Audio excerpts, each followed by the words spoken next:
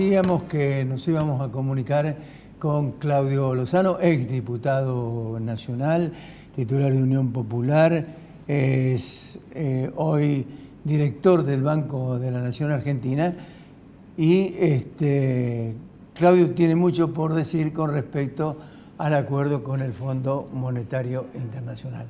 ¿Qué tal, Claudio? ¿Cómo te va? Con Alfredo Blanco te saludamos. Sí, ¿qué tal? ¿Cómo están? Un gusto. ¿Cómo andás? ¿Bien? Bien, bien, acá andamos. Claudio, bueno, vamos a arrancar concretamente con el tema del fondo para después ahondar en algún otro tema, tema político fundamentalmente. A ver, no se soluciona el tema firmando y no se soluciona no firmando. ¿Cómo es el asunto? ¿Cuál es la definición? No, yo creo que hay que mantener conversaciones hasta lograr un acuerdo que efectivamente le sirva a la Argentina. Yo creo que lo que ha trascendido hasta aquí, porque la verdad que no hay ninguna documentación concreta sobre el acuerdo, la existencia de este entendimiento todavía pareciera que falta bastante de la letra que tenemos que ver y por lo tanto me parece que todavía está abierta la conversación. Pero creo que el problema más grave que está planteando el acuerdo es que Argentina no se ha colocado en el lugar que se tendría que colocar para dar el debate, que es el de la nulidad del acuerdo. Es decir, estamos frente a un acuerdo de carácter inconstitucional, en donde prácticamente todos los procedimientos administrativos, jurídicos y constitucionales que existen para endeudar al Estado argentino no se han cumplido. Esto no lo digo yo, lo han dicho 4 informes de 4 organismos públicos diferentes del Poder Ejecutivo Nacional, lo ha dicho el Banco Central con el informe de fuga de divisas, lo ha dicho la Oficina Anticorrupción con la presentación que hizo ante el Poder Judicial, lo ha hecho la Procuración del Tesoro y la Sindicatura General de la Nación. Todos estos informes avalan digamos, la existencia de multiplicidad de ilícitos, el carácter inconstitucional y la malversación de fondos implícita en el acuerdo. Por lo tanto, el primer punto aquí es no haber promovido la nulidad del acuerdo como condición para la discusión y, en segundo lugar, no hacer valer todas las irregularidades que ha cometido el fondo en el marco de este acuerdo, en el marco de estas discusiones y llevadas estas, no solo en el plano interno, sino a nivel internacional, lograr los objetivos que tenemos que lograr. Acá hay cosas que habría que haber hecho y no se han hecho.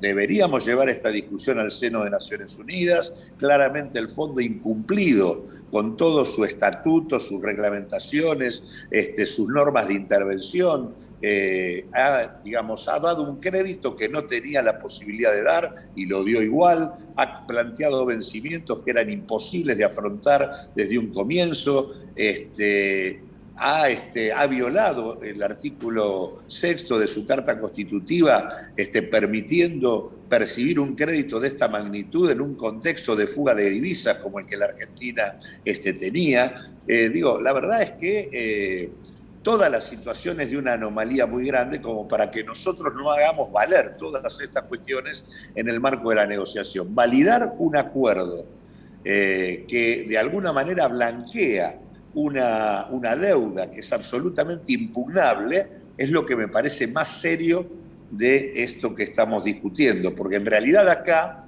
lo que va a pasar, lo que está planteado es que nos van a dar los fondos para que paguemos una deuda que en realidad es nula y que nos quede a partir de allí la misma deuda más los intereses para seguir pagando. En este sentido creo que eso no corresponde y, debería Argentina avanzar con el planteo de la nulidad y la inconstitucionalidad de este endeudamiento. Después hay muchas otras cosas que tienen que ver con el recorte de la soberanía para los próximos 2 años en el manejo de la política económica local, la estrategia de ajuste fiscal y monetario en una Argentina que viene de prácticamente 4 años sistemáticos de ajuste, y las dificultades que le plantea claramente al gobierno este tipo de corset que le pone el acuerdo con el fondo a la hora de pensar en políticas que aminoren la desigualdad y que mejoren las condiciones sociales de nuestro pueblo, a un gobierno que además viene, luego de perder las elecciones, entre otras cosas por las dificultades para poder mejorar las condiciones de vida. De hecho, una parte importante del acuerdo con el fondo se construyó durante el 2021, donde el ministro Guzmán desarrolló un ajuste fiscal muy significativo. El déficit fiscal bajó prácticamente 3 puntos del producto, del 6,4 al 3,1 en el curso de un año, y el resultado fue una derrota electoral catastrófica del Frente de Todos. En este marco es que yo creo que hay que seguir discutiendo, y creo que en este sentido las voces críticas que han aparecido, la decisión de Máximo Kirchner de renunciar a la presidencia del bloque para habilitar un debate distinto, me parece que es saludable, porque vuelvo a decirlo, el acuerdo todavía no está cerrado, hay una discusión que todavía se está dando y hay un Parlamento que tiene que resolver con la mayor cantidad de elementos posibles para su definición. Claudio, ¿cómo estás? Un gusto verte de nuevo. ¿Qué tal? ¿Cómo estás? Te hago esta pregunta. Yo he leído un par de documentos sobre este tema que han preparado ustedes en el instituto donde hacen análisis económico, y digo, a mí me queda la siguiente duda. Si uno parte de la base de que puede demostrar la nulidad del acuerdo por violación del estatuto del fondo, si uno cree que además la forma en que actuó Argentina durante el gobierno del presidente Macri excedió sus facultades porque no intervino el Congreso, en fin. Y entonces uno dice, bueno, esto es nulo. No me queda claro cuál es la opción, de qué podés seguir hablando después con el fondo si vos decís, bueno, esto es nulo. No me queda claro cuál es la alternativa de negociación, ¿no es cierto? Eso es, por supuesto, todavía no sabemos este entendimiento con el staff, todavía falta ver los detalles de los memorándum, va a faltar ver después la carta de intención, etcétera, ¿no es cierto? Pero esos son detalles técnicos. Digo, en términos políticos, ¿cuál es la alternativa que queda si uno dice, bueno, yo creo que ha habido acá un comportamiento ilegal con relación a este stand-by, y razón por la cual no lo tomo como una deuda? ¿De qué sigo hablando después? Bueno, por ejemplo, una de las cosas que estuvo, digamos, que violó, digamos, las reglas del fondo, es el monto de deuda asignado a la Argentina. Argentina, por la cuota que paga, tiene un tope de crédito a tomar. Ese tope está en el orden de los 22.000, 23.000 millones de dólares, nunca de los 45.000 que debemos, y menos aún de los 57.000 que en su momento se le habían asignado. Una posición concreta a partir de argumentar lo que estoy diciendo, que es esto nulo, es que Argentina solo reconociese, por ejemplo, la deuda que le correspondería si se hubiera cumplido con la cuota, con el límite de crédito que el organismo tiene. Y a partir de ahí, en ese contexto que implicaría en la práctica una quita de capital, acomodar los vencimientos para que no presionen ni limiten la perspectiva de desarrollo del país. Esta sería una discusión. ¿Cuál es el argumento del fondo para no ceder ante esto? El argumento del fondo es que el fondo no puede aceptar quita de capital, porque su estatuto se lo prohíbe. Ahora bien, el fondo no tuvo ningún problema ni empacho en violar el estatuto por donde se lo mire para darle a la Argentina un crédito de esta naturaleza, pero resulta que ahora no puede modificar su estatuto o no puede hacer una excepción a su estatuto para resolver un tema en donde efectivamente tiene corresponsabilidad. Ahora, ¿cómo se pasa de una situación de discusión en donde hay un organismo que tiene que aceptar su corresponsabilidad en lo que ha ocurrido? Esto es una discusión de carácter político, lo que está planteado aquí, que tiene que ver con relaciones de fuerza, donde la Argentina tendría que haber echado mano a recursos en el plano internacional que le permitieran, por ejemplo, llevar el debate al seno de Naciones Unidas, donde todos los estados valen un voto, no lo mismo que valen al interior del fondo, donde cada uno tiene que ver con el dinero que pone dentro del organismo, para que por otra parte aparten en Naciones Unidas están los mandantes del fondo, no son cualquier Estado los que están allí. Y del mismo modo creo que había que haber evaluado la presentación en foros jurídicos internacionales, el caso de lo que se está discutiendo hoy, de presentar una opinión consultiva en el caso de la Corte Internacional de La Haya. Creo que habría que haber planteado todos estos temas, extendiendo la discusión y ganando tiempo en función de la solidez de los argumentos que tiene la Argentina, porque no estamos hablando de un stand-by tradicional, estamos hablando de algo mucho más serio, que me parece que es lo que se perdió de vista y lo que obligaba a politizar mucho más la discusión, que es que acá lo que ha habido es un uso expreso por parte de los Estados Unidos del instrumento Fondo Monetario Internacional, haciéndole violar todos sus reglamentos y estatutos para colocar sobre el gobierno posterior al de Macri un conjunto de condicionalidades que de alguna manera le limitaran la perspectiva de desarrollo al país y la posibilidad, en el marco del conflicto con China, de que la Argentina pueda tener con China otro tipo de relaciones. ¿Por qué? Porque Argentina, dentro de América Latina, tiene con posibilidad de conversaciones económicas, financieras, tecnológicas, con China muy amplias.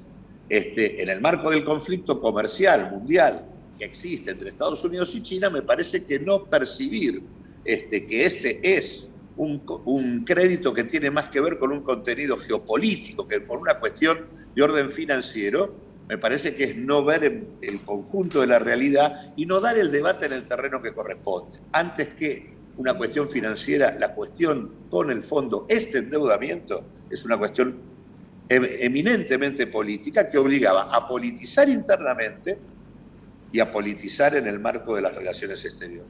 Ahora, allí, Claudio, vos dirías, es ilegal la operación de 45.000 millones de dólares, pero vos dirías, pero hay 25.000 millones que no son ilegales, porque eso lo reconocería.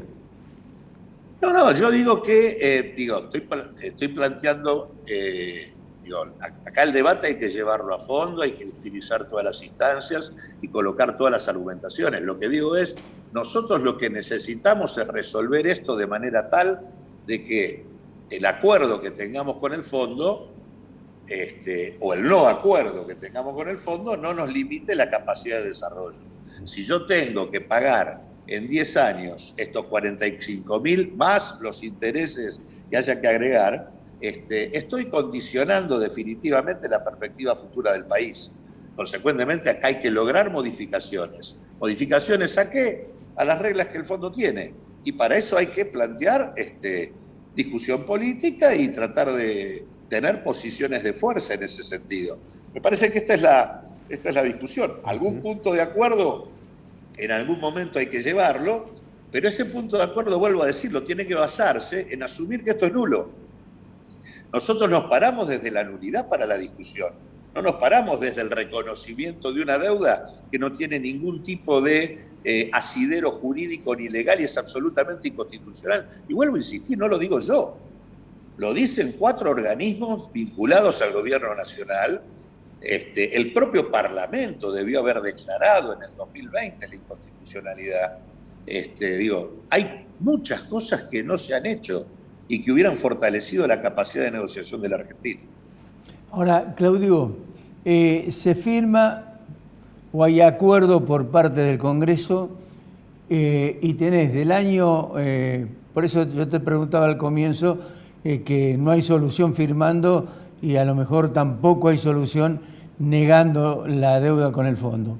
El tema es, del 25, el año 25 en adelante hasta el 34, Argentina va a tener que disponer de 16 a 18 mil millones de dólares entre deuda interna, deuda externa y pago a los bonistas, que va a ser muy difícil poder contar con ellos sin llegar a otra refinanciación, otro acuerdo o otro perdón por parte del fondo. Y si no lo haces, ¿cuál es la consecuencia a tu juicio de que puede llegar a tener la economía argentina cerrándose al mundo o de alguna manera tratando de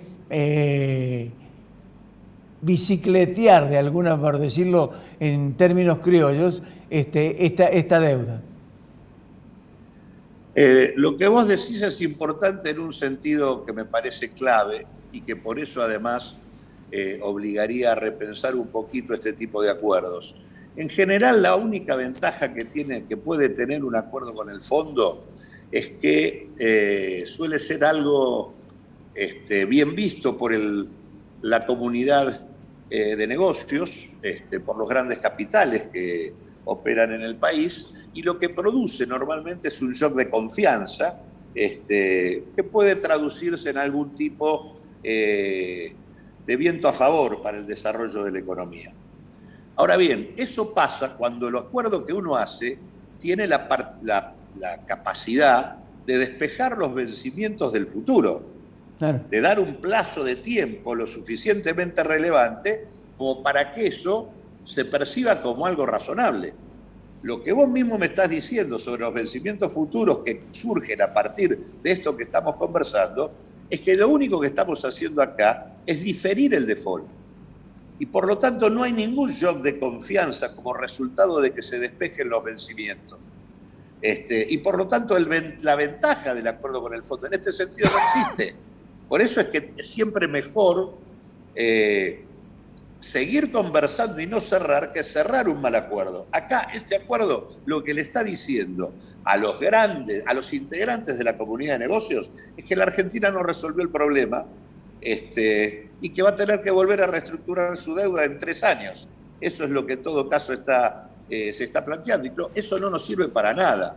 Lo único que hace es colocar a la Argentina en una situación de crecimiento anémico y consecuentemente, y aparte con las limitaciones en términos del manejo de la política fiscal y demás, que efectivamente esto plantea, y la locura que llega al límite de decir que vamos a tener ya 10 revisiones trimestrales de carácter vinculante durante 2 años y medio, en función de las metas fiscales y monetarias. Digo, francamente, en este sentido, me parece que esto no le abre una puerta interesante a la perspectiva de la Argentina. Y lo que sí me parece que hay que diferenciar, una cosa es un default estúpido, en donde uno llega al default inducido directamente. De hecho, Argentina tuvo que anunciar este acuerdo porque en realidad,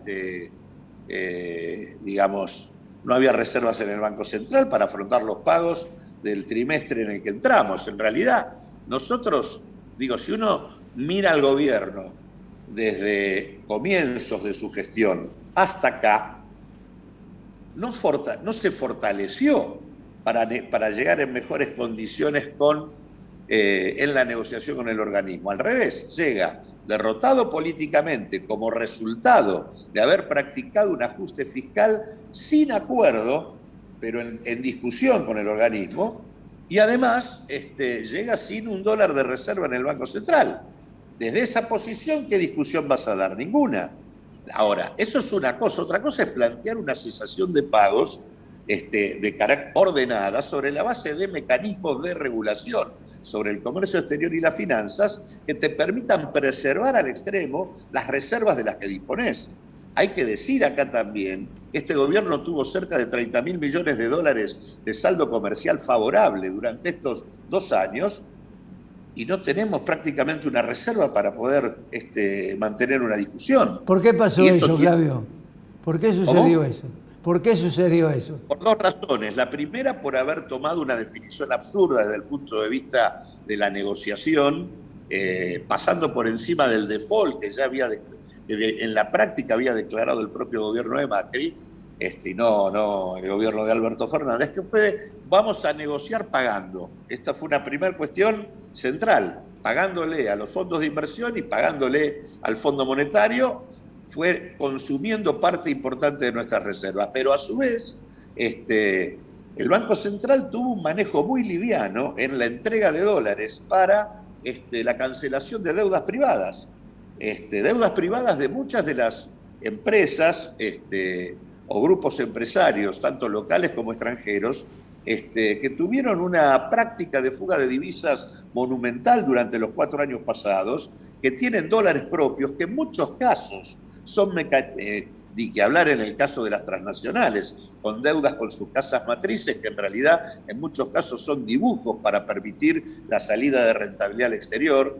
Digo, todo ese tipo de cosas en donde estas empresas tenían capacidad para refinanciar su deuda o para pagarla con dólares propios.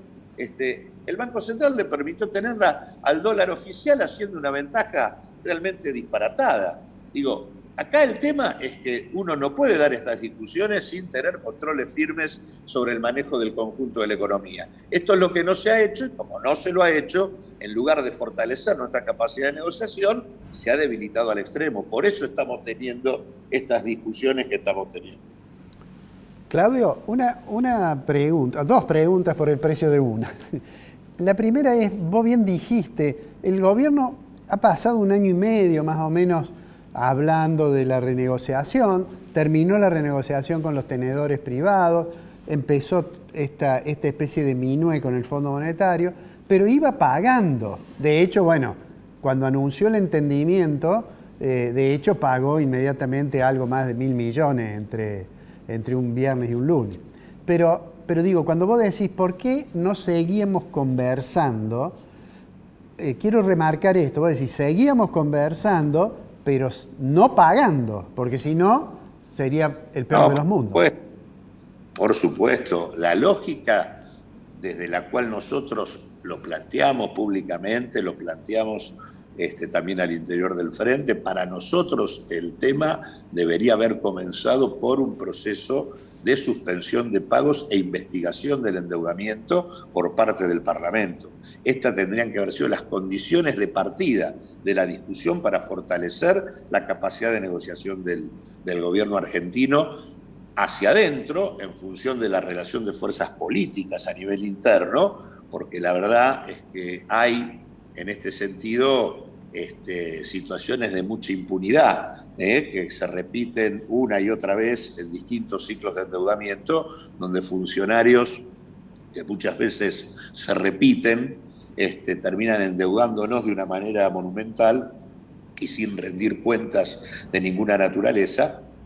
En este sentido, el tema de ponerle un límite a la impunidad y haber hecho pública las responsabilidades en este sentido, creo que hubiera tenido un valor político de corte muy significativo, y a su vez hubiera permitido una acumulación de capital político para el gobierno muy importante. El segundo elemento, obviamente la suspensión de los pagos, también es algo que le corre a los acreedores. De hecho, no existe, cualquier concurso de acreedor de una empresa,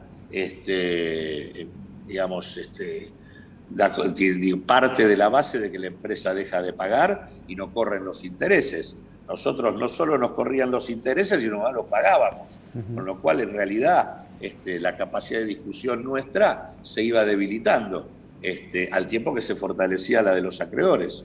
Así que yo creo que las cosas, y la segunda cosa que se hizo muy mal fue tomar, y esto fue explícito y público, se llegó a hablar en este sentido de un fondo diferente, y la verdad es que se lo tomó como si fuera nuestro aliado para la negociación, cuando era el problema del eventual default argentino, no eran tanto los acreedores privados como el fondo, y se lo tomó como el aliado principal para la negociación.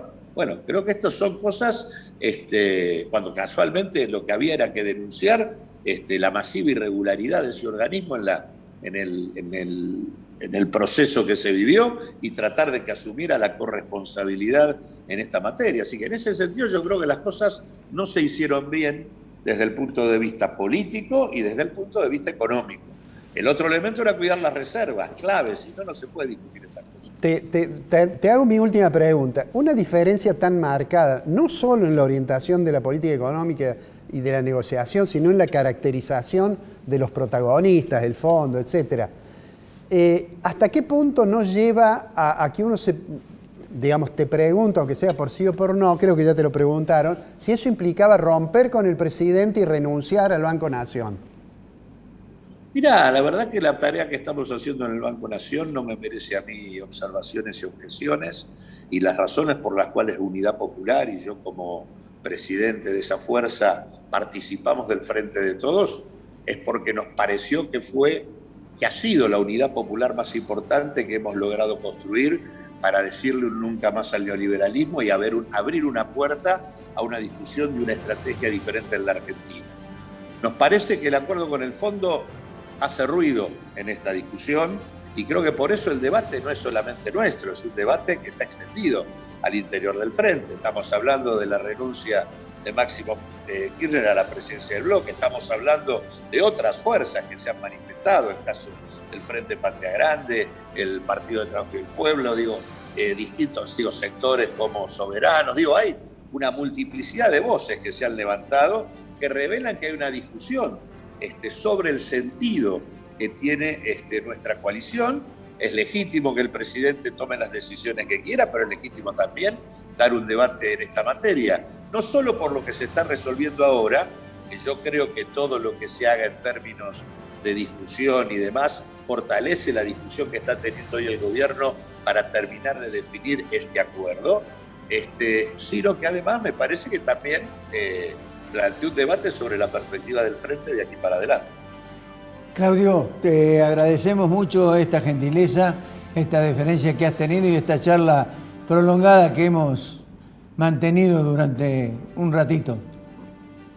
No, al contrario, les mando un gran abrazo y gracias por llamar. Gracias, Claudio, muy amable. Un abrazo. Un abrazo grande.